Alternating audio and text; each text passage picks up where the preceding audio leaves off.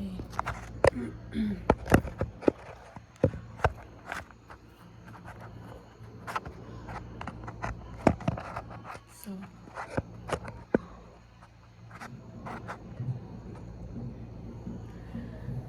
it is 11:30 and I live next to a temple. So I took a run today and I was really proud of myself. Well, I've really just been having a awesome day.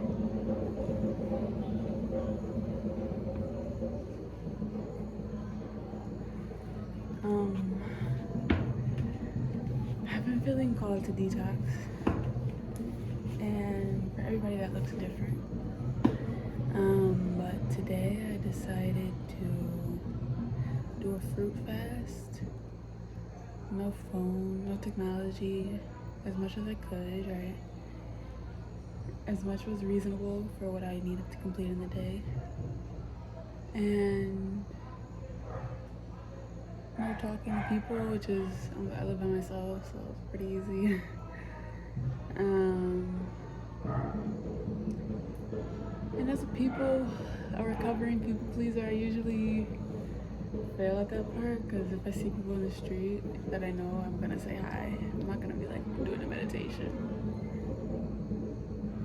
Or I think I just waved. I said oi, whatever.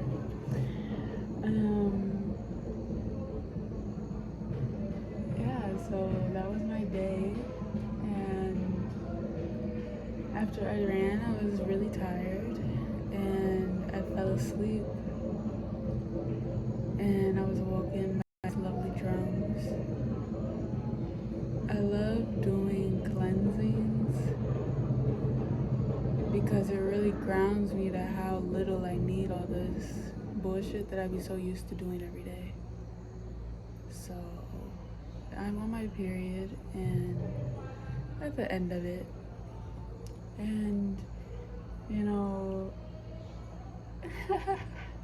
I do try to follow like the moon cycle and try to be in tune with my body as much as I can. And a part of that for me lately has been like, feeding my cravings. And I think this cycle I did it a little too much. Just like anytime I wanted chocolate or even just like I could go for some, I would just go get it. Which part of that is me wanting to explore where I live, go out the house. I be kind of chilling in the house a lot.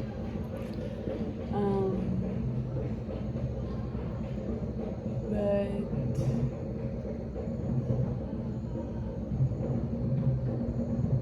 I didn't eat any chocolate today, and I was like, oh,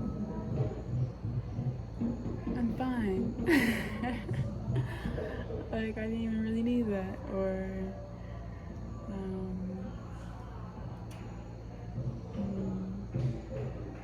lately, because I'm on my period, I'm not working in a traditional way right now. I'm full-heartedly writing. I'm dedicating myself to my creativity. And so, because I'm on my period, I know that it's supposed to be a time of rest. And I associate rest and relaxation with television. And today made me realize how I don't need to watch or consume anything to rest and relax.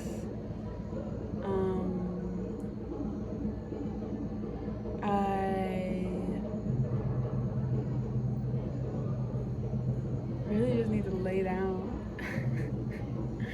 I really just need to like close my eyes. I don't even have to sleep, but that's really what resting is. That's really, because I was watching The Matrix, and my host family is logged in on their Amazon, and so it was in Portuguese, and it was tweaking, and like it wouldn't let me change the language. So that was actually like really stimulating and overwhelming. Because I was watching it in my fourth language, and Um, it's difficult and it requires a lot of focus. I've seen it before, so I was fine, but it wasn't easy. Today is a new moon, and I'm on my period too, okay? Which I also have a question about this because people say that because of artificial light is the reason why women's periods vary so much, but traditionally that they follow the moon. My question is it like split? Like traditionally some women's moon follows the full moon and then the other half follows the new moon? Or does everyone's follow the full moon? Because I think I've heard, at least just from friends, like that it's more common for it to follow the full moon. Mine used to follow the full moon, but now, I would say like when I came back from Italy, and I think traveling affects my period a lot. So really, just a few months ago, mine switched, um, and now it's with the new moon. But I like it now because my energy is low, the moon is gone. When the moon is full, my energy is high, and it makes me feel like much more connected with just the cycle in nature. I really wonder about that because I feel like for women to have their periods on the full moon is in opposition to like the energy of the moon. Like animals are active on the full moon, but if you're bleeding on the full moon, it's gonna be kind of low energy. So all of this is because I'm on my period. That's a release. With the new moon, oh wait, yes, that's a cleanse and it's a release. And it's also important because it's the end of the cycle to complete and begin projects. I finished my application today, I feel super great about that. And as today's numerology, it's 227, 225. So that's 992, which just equals 2. I know that any opportunities that come to me are in alignment with me. And so it just felt super sacred and beautiful and intentional to just really like, guys, I'm really working on detachment. I'd be like, I'm really working on myself here. And sometimes I feel like I just want to jump to the next thing. I just want to be a perfect little shaman now. But there's actually a lot of things I need to still heal because when I don't heal these things, they keep me at my old frequency, and it literally keeps me outside of the reality that I want because I'm so attached to the bullshit, like eating chocolate when I don't even really want it, or watching TV when I don't even really want it. It's just what like my family members did, so I'm like, oh, I guess I should do it too. No, totally questioning the foundations of my reality, bro, because, and it's really propelling me in the right direction. Because everything that I was socialized to believe, I would say like 99, 99% of it was a lie. You know, I think I'm even realizing that the most loving person in my life when I was a child, she died. She was my Aunt Rock. She died about, time is such a construct. I can never remember because she died on like New Year's Eve. She died December 31st, 2022. And now it's 2025. Well, let's just say that's 2023. She died about 2 years ago. And I really have romanticized her a lot in my mind. And I love my aunt, and she knows how much I love her. But at the same time,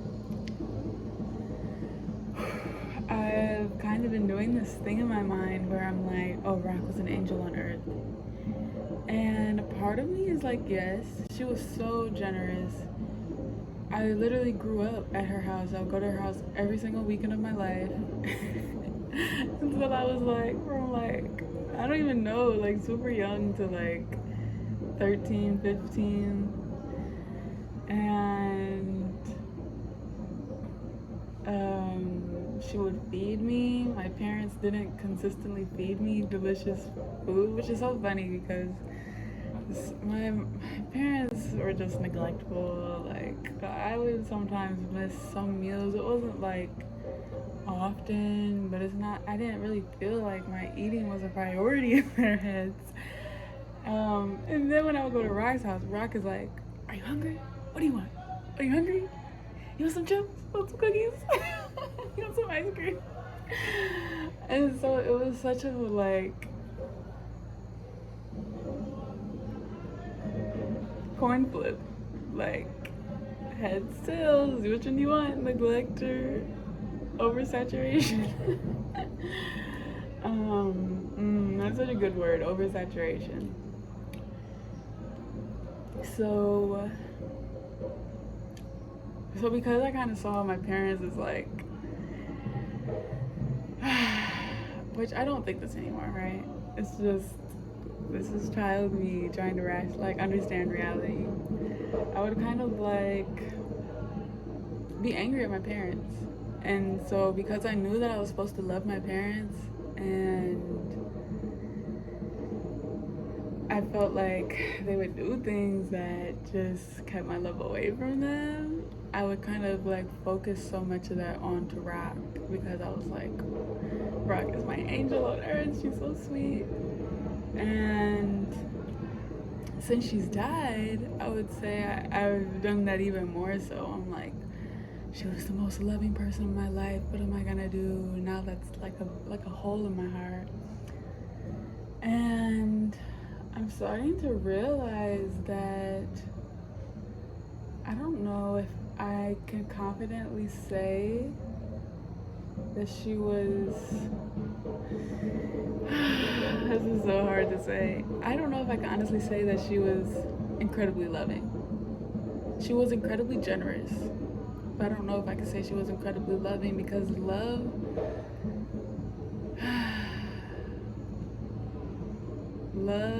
is everything. And within everything, there is a giving and there is a receiving aspect. And I feel like my aunt taught me well what it looks like to give, how fulfilling it is to be generous. But I don't feel like my aunt was very receptive and receiving, and like anytime you gave my Aunt Rock a compliment, she would be like, oh no. She wouldn't really talk about her emotions, and she had diabetes and she would overeat, and like she obviously used food as like an emotional release or for emotional, like filling a hole in her heart with food. And I don't remember her ever really talking about her emotions really, but I do remember her like asking me about mine. So you see what I mean? Like, I've just really been questioning reality, because I feel like,